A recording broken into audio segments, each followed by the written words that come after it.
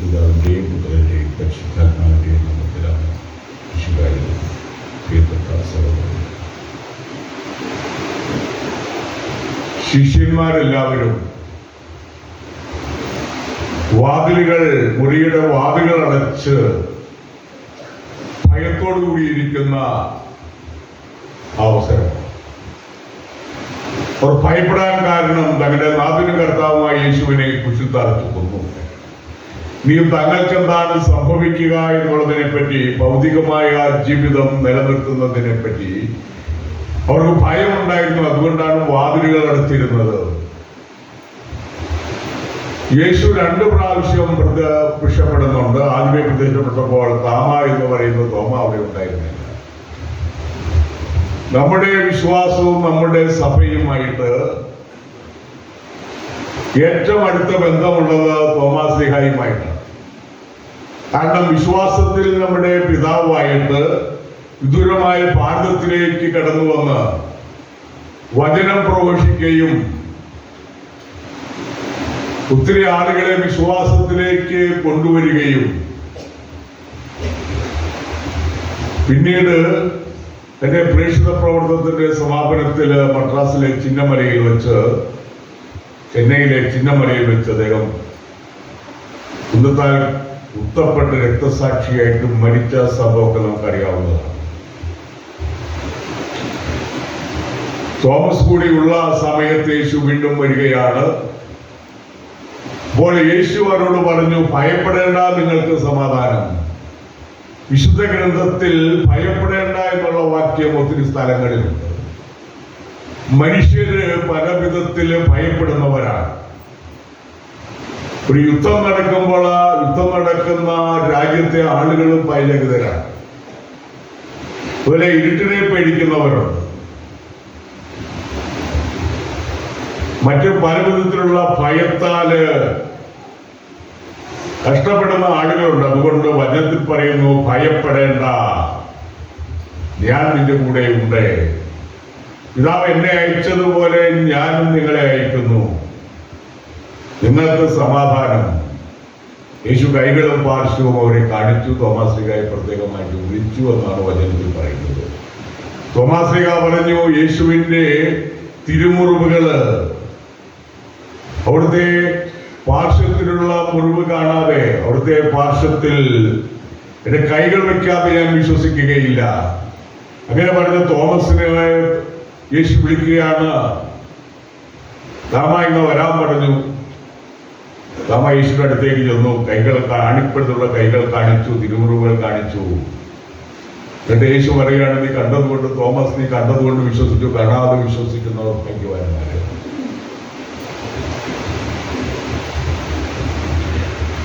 പിതാവിനെ അയച്ചതുപോലെ ഞാനും നിങ്ങളെ അയക്കുന്നു, യേശുവരോട് പറയുകയാണ്. അവരുടെ മേൽ വിശ്വസിച്ചു, നിങ്ങൾ പരിശുദ്ധാത്മാവിനെ സ്വീകരിക്കുമെന്ന് പറയുന്ന വചനവും ഇവിടെയുണ്ട്. ഈ പുതു ഞായറാഴ്ച എന്നാണ് അറിയപ്പെടുന്നത്. പുതു ഞായറാഴ്ച, ഈസ്റ്ററിന് ശേഷം വരുന്ന ഞായറാഴ്ചയാണ് പുതു ഞായറാഴ്ച.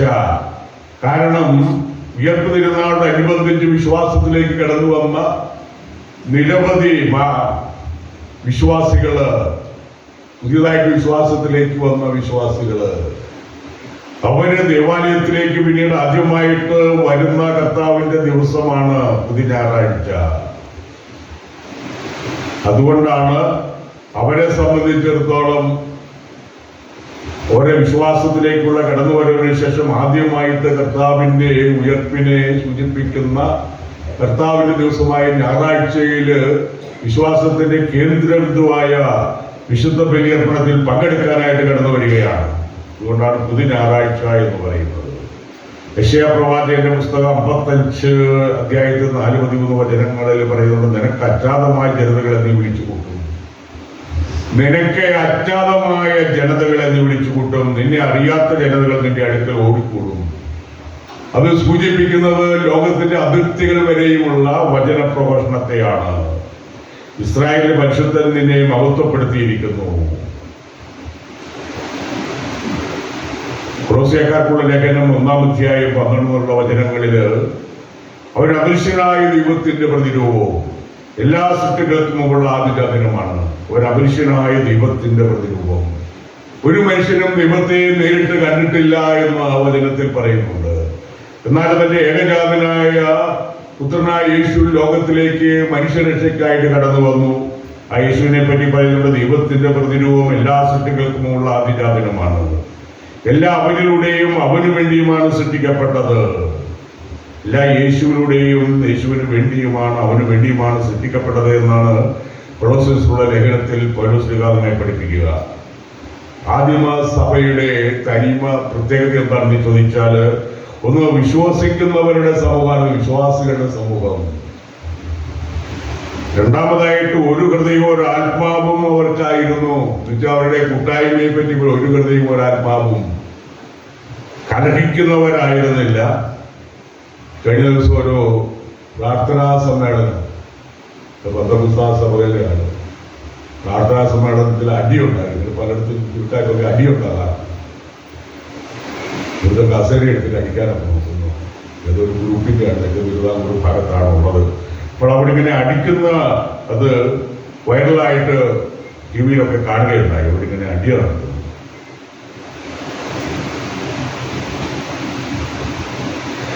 എന്നാല് എങ്ങനെയാണ് വിശ്വാസികളുടെ സമൂഹം ആയിരിക്കേണ്ടത് എന്ന് പറഞ്ഞ ഒരു ഹൃദയവും ഒരാത്മാവുമായിരുന്നു. കൂട്ടായ്മ, അപ്പസ്തോല പ്രബോധനം, പങ്കുവയ്ക്കല് ഇതായിരുന്നു ആ സമൂഹത്തിന്റെ മുഖമുദ്ര. എന്നുവെച്ചാൽ അവരുടെ വിശ്വാസ പഠനങ്ങള് അപ്പോസ്തലന്മാരുടെ പഠനത്തിൽ അധിഷ്ഠിതമായിരുന്നു. അവർ ഒന്നിച്ചു ചേർന്ന് ഒന്നായിട്ട് ജീവിച്ചു.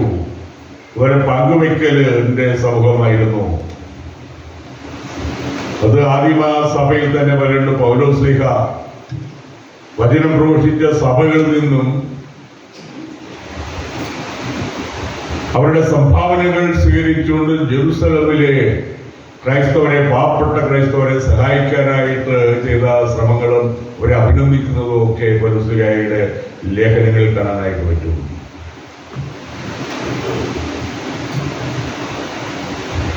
തോമാസ്ലീഹ യേശുവിനെ കണ്ടപ്പോൾ പറഞ്ഞൊരു വാചകമുണ്ട്. തോമാസ്ലീഹയുടെ വിശ്വാസം പ്രഖ്യാനം, എന്റെ കർത്താവേ, എന്റെ ദൈവമേ, my Lord and my God. ഈ കർത്താവ് എന്ന് പറഞ്ഞാല് ഉയർത്തെഴുന്നേറ്റ് പിതാവിന്റെ വലത്തുഭാഗത്തിരിക്കുന്ന മഹത്വകൃതനായ യേശുവിനെയാണ് കർത്താവ് എന്ന പദം സൂചിപ്പിക്കുന്നത്. എന്റെ കർത്താവേ ദൈവം. അപ്പൊ യേശുവിനെ പറ്റി, യേശു ദൈവപുത്രനാണ്. യേശുവിന്റെ ദൈവികതയെ പറ്റിയുള്ള ഏറ്റവും മനോഹരമായ വിശേഷണമാണ് എന്റെ കർത്താവും എന്റെ ദൈവവും.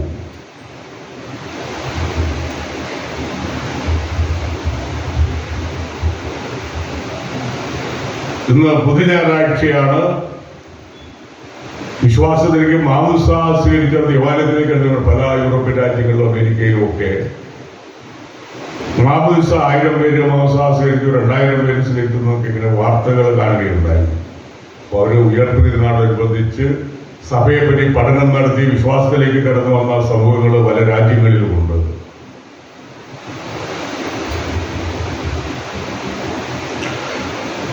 യേശു പറയാണ്, നീ എന്നെ കണ്ടതെന്ന് വിശ്വസിച്ചു, കാണാതെ വിശ്വസിക്കുന്നവർ ഭാഗ്യവാന്മാർ. യേശുവിന്റെ തിരുമുറിവുകള്, നന്മതിന്മകളുടെ ശേഷിപ്പുകൾ ആത്മാവിന് ശരീരത്തിലും ഉണ്ടാകും. നമ്മുടെ ജീവിതകാലത്ത് ചെയ്യുന്ന നന്മ പ്രവർത്തികള്, അതുപോലെ തിന്മയും അതിൻ്റെതായിട്ടുള്ള പ്രതികരണങ്ങൾ മനുഷ്യ ജീവിതത്തിൽ ഉണ്ടായിരിക്കും എന്നുള്ളതാണ്. അപ്പോൾ യേശു കാൽവരിയിലെ കുരിശിൽ മരിച്ചതിന്റെ അടയാളമാണ് യേശുവിന്റെ തിരുമുറിവുകള്. സുവിശേഷമായി യേശു പറഞ്ഞു, നീതിയെ പ്രതി പീഡകൾ സഹിക്കുന്നവർ ഭാഗ്യവാന്മാർ. അപ്പോൾ യേശുവിനെ പ്രതി സഹിക്കുന്നവര്, പീഡകളേറ്റ് മരിക്കുന്നവര്, വെറുതെ പീഡകളേറ്റ് അടിയുണ്ടാക്കിയിട്ടല്ല, വിശ്വാസത്തിനു വേണ്ടി മരിക്കുന്നവര്, രക്തസാക്ഷികള്, അവര് ഭാഗ്യവാന്മാര്. അവരുടേതാണ് ദൈവരാജ്യം എന്ന് പറയുന്നത്. യേശുവാണ് വഴിയും സത്യം ജീവനും. യേശു പറയാണ്, വഴി സത്യം ജീവന് ഞാനാകുന്നു, എന്നിലൂടെ അല്ലാതെ ആരും പിതാവിന്റെ അടുക്കിലേക്ക് പ്രവേശിക്കുന്നില്ല.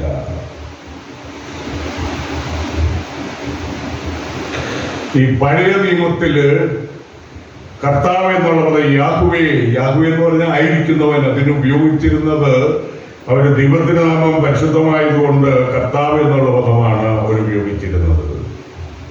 അതുപോലെ എലോഹിം ദൈവത്തിന് വേണ്ടി വേറെ പദം ഉണ്ടായിരുന്നു, അതാണ് എലോഹിം.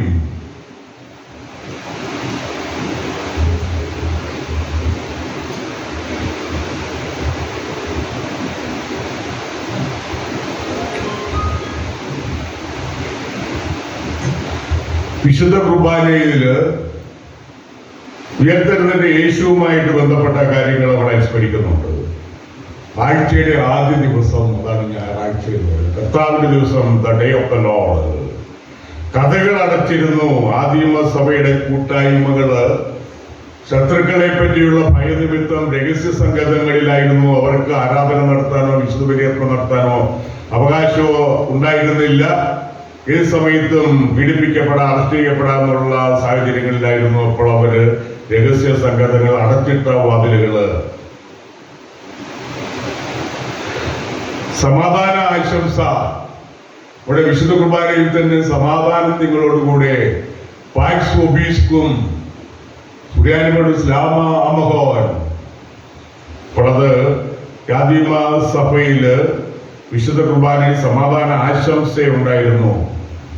ആരാണ് ഇവിടെ സമാധാനം എന്ന് പറയുമ്പോഴുള്ള വിശദീകരണം? യേശുവാണ്, കർത്താവാണ് നമ്മുടെ സമാധാനം.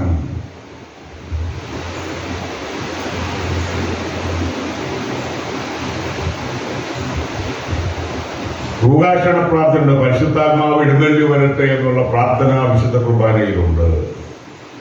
അപ്പൊ വിശുദ്ധ കുർബാനയിൽ ഭൂഭാഷ വചനങ്ങളുണ്ട്. രണ്ടാമതായിട്ട് റുകാഷണ പ്രാർത്ഥനയുണ്ട്. റുകാഷണ പ്രാർത്ഥനയിലാണ്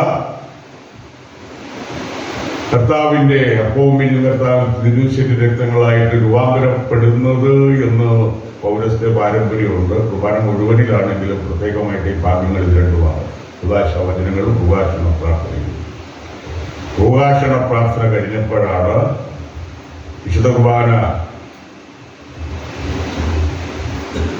ഉയർത്താനായിട്ട് ഉള്ള സമയത്താണ് നമ്മുടെ വിശുദ്ധ കുർബാനയിലെ ഈശോയുടെ അത്ഭുതകരമായ പ്രതിച്ഛായ ഉണ്ടായത്. വിളക്കന്നൂര്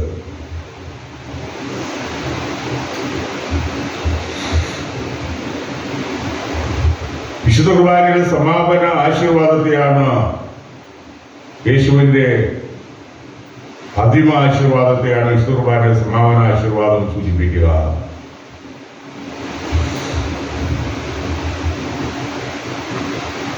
ഉചിതനായ യേശുവിനെ അനുഭവിക്കാനുള്ള ഏറ്റവും വലിയ മാർഗം യേശുവിന്റെ തുടർച്ചയായ വിശുദ്ധ കുർബാനയിൽ സജീവമായിട്ട് പങ്കെടുക്കുക എന്നുള്ളതാണ്. ഇന്ന് തോമാസ് ലീഗായി കൂടി നമുക്ക് വിശ്വാസ പ്രഖ്യാപനം ഏറ്റവും എന്റെ കർത്താവേ, എന്റെ ദൈവമേ, ഏറ്റവും മനോഹരമായി ആവർത്തിച്ചു പറയാൻ പറ്റുന്ന പ്രാർത്ഥനയുണ്ട്. എന്റെ കർത്താവേ, എന്റെ ദൈവമേ, എനിക്ക് തുണയായിരിക്കണമേ. എന്റെ കർത്താവായ ദൈവമേ, ലോകത്തിൽ സമാധാനവും ശാന്തിയും കൈവരുത്തണമേ.